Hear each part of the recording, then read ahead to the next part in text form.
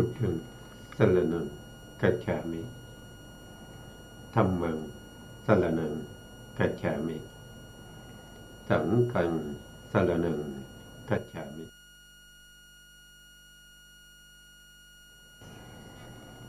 กราบนมัสการพระมหาเถระพระสังฆาธิการพระเถรานุเถระสวัสดีท่านผู้ฟังและผู้ชมทุกท่านกลับมาพบกับรายการ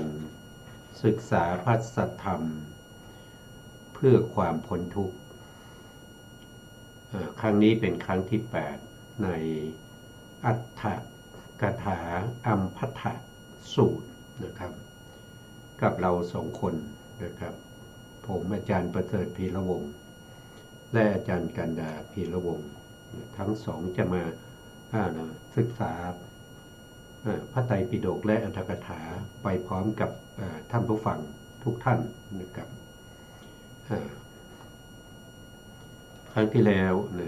ความเดิมจากครั้งที่แล้วพระพุทธองค์ได้แสดงในเรื่องของจารณะ15จารณะ15ซึ่งจารณะ15นี้ก็คือได้แก่ข้อความประพฤติของพระพุทธเจ้าแล้วก็สาวกของพระพุทธเจ้ามีอยู่ทั้งหมด15ข้อด้วยกันมีตั้งแต่ในเรื่องของศีลสัมปทาอินทรีย์สังวรชาคิยานุโยคแล้วก็โภชเนมตัญญูตามีสมาธิมีหิริมีโอตตัปปะแล้วก็มีจักขะมีวิริยะมีสติแล้วก็มีปัญญาแล้วก็มีปฐมฌานทุติยฌานตติยฌานจตุตถฌานรวมเป็น